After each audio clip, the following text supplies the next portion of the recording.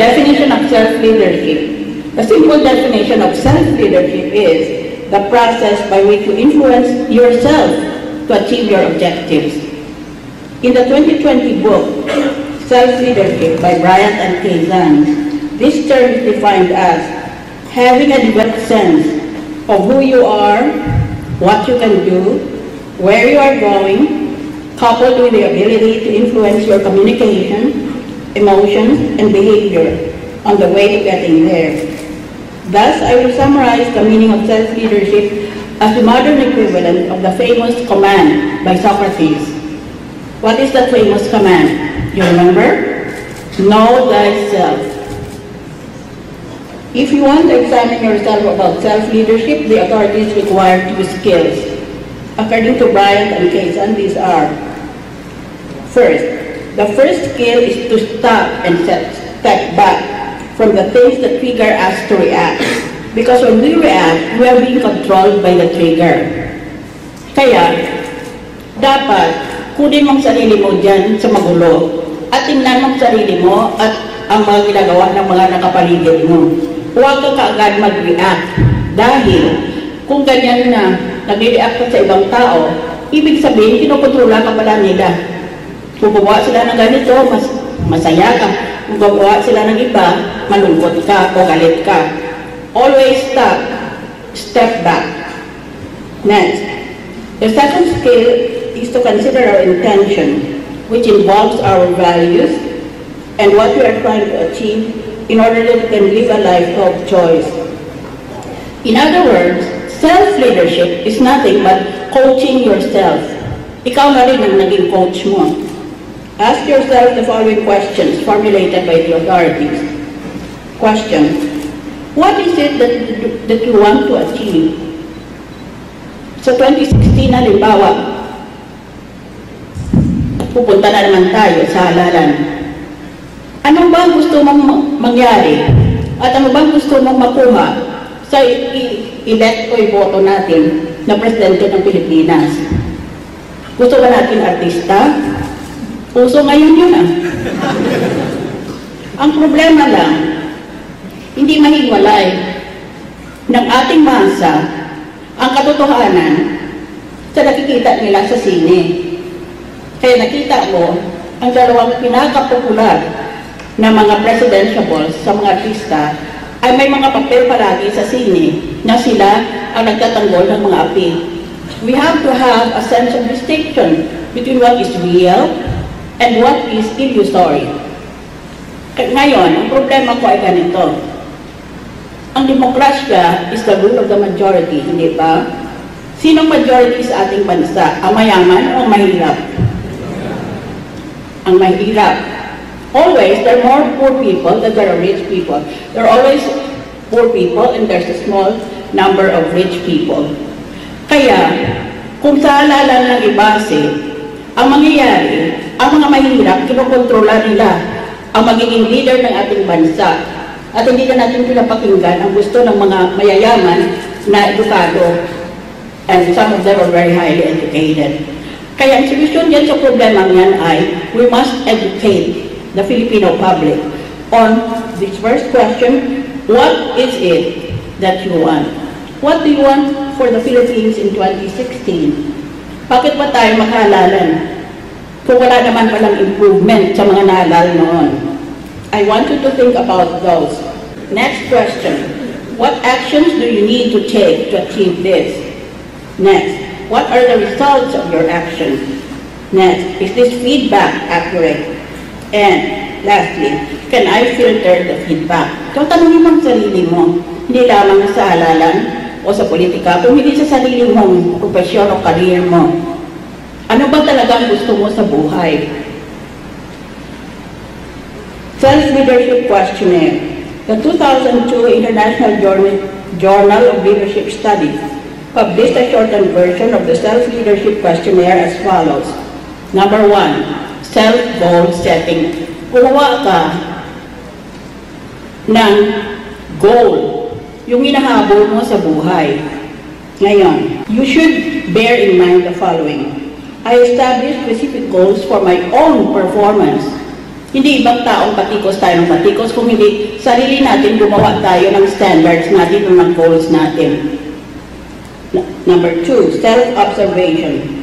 I make a point to keep track of how well I'm doing at work. I-observe mo sarili mo. Magaling ba ako sa opisina, hinahanap ako palagi ng boss ko pag importante ang ginagawa? O baliwala lang ako? At wala naman nag-aanap sa akin pag absent ako. Number 3, self-goal setting. I work toward specific goals I have set for myself. 4, visualizing successful performance. I visualize myself successfully performing a task before I do it. Kaya, napakalaki ng tulong itong tinatawag na self-image. Yung pag gumagawa ka na ng senaryo sa isipan mo, anong magiging ayos ko kung mag-deliver ako ng guest lecture sa Maynila. So before I came here, I visualized myself, what I was going to wear, how I'm going to greet the audience if I have an opportunity. And I visualized myself standing on this podium, delivering this speech, hoping very much that I can be understood by my audience. Number 5, yun yung ang una natin pinag-usapan ay visualizing successful performance. Number 5, visualizing performance. Sometimes I picture in my mind a successful performance before I actually do a task. I-hypnotize mo ang sarili mo. Halimbawa, gusto mo maging sexy. Una, bago ka bumili ng sexy damit o makeup, i-visualize mo sa isipan mo ang paano magiging sexy ka. Because it will make you feel and therefore it will make you act sexy. It's the power of self-hypnosis. Ngayon, nakikita ko na maraming sexy dito. Siguro, alam na ninyo ito. So I will go now to the next. 6, self-reward. When I have successfully completed a task, I often reward myself with something I like. Self-reward is a very good mechanism for encouraging yourself. Life can be a drudgery. You go to work, same things happen, same people are greeted. More or less, your career is fixed for life. So, dapat, bigyan mo naman ng reward and punishment ang sarili mo. Pag magaling ang performance mo, give yourself a reward, maybe only a chocolate bar, or maybe going shopping at the weekend. 7, evaluating beliefs and assumptions. Sometimes I talk to myself out loud or in my head to work through difficult situations. For example, you don't really see me in the Senate getting really angry. Sometimes I get angry, but I try to control my temper because I realize sometimes it's not helpful. Hindi ko lang masabi, ang thought bubble dito, para sa cartoon, pag galit na ako sa Senado, maswerte sila, hindi ako masyadong masalita.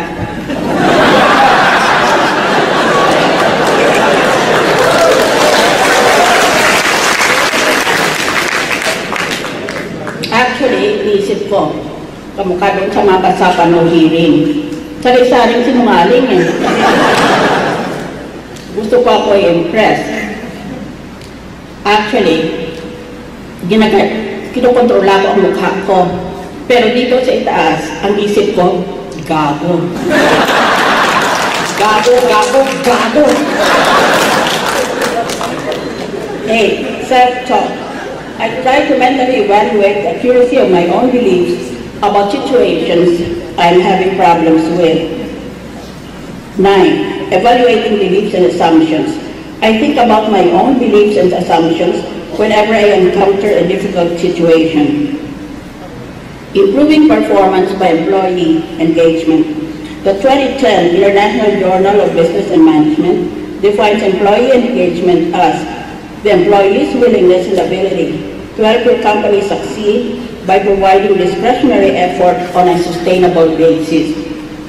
What we want to do is to enhance employee engagement by means of self-leadership. Therefore, managers should observe the following procedure.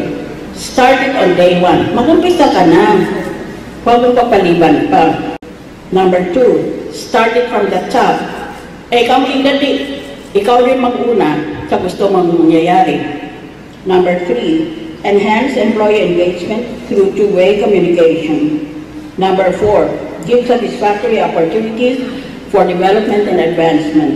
Number 5, ensure that employees have everything they need to do their jobs. Number 6, give employees appropriate training. Ngayon, kaya galit ang mga taong bayan sa politiko dahil palapunta sa sinehan ng ating masa at nakita doon sa sine ang kontrabida parang palaging ang politiko dyan sa bayan na yan. Politiko na may bigote. Palaging kontrabida.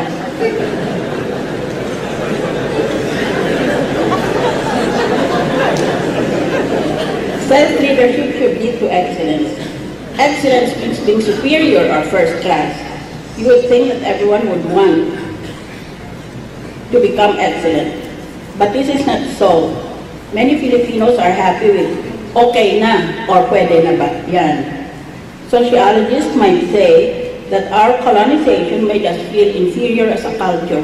Bakit ganyan ang Pilipino? Basta pwede na, ganyan na lang ang trabaho niya.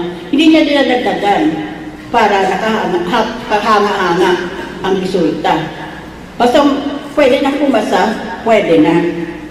Okay na. Siguro dahil sa naging under tayo sa mga dayuhan during the regime of the foreigners, the Spaniards and the Americans who governed our country during colonization days.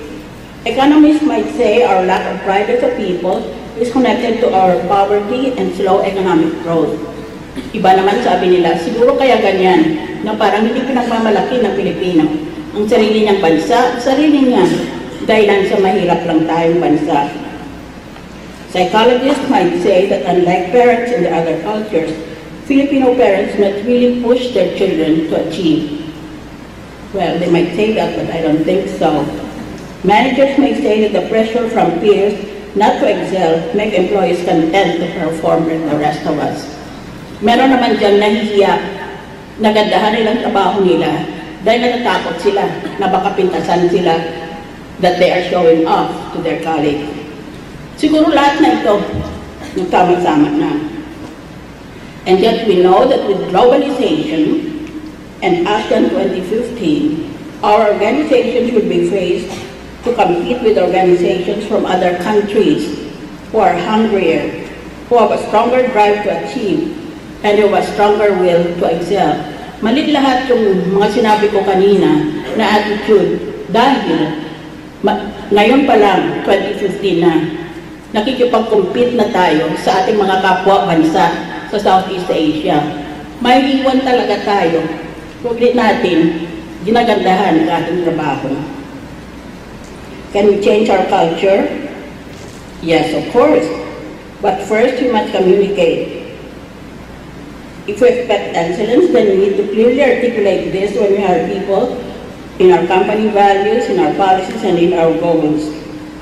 Pwede naman palitan itong kultura na ito.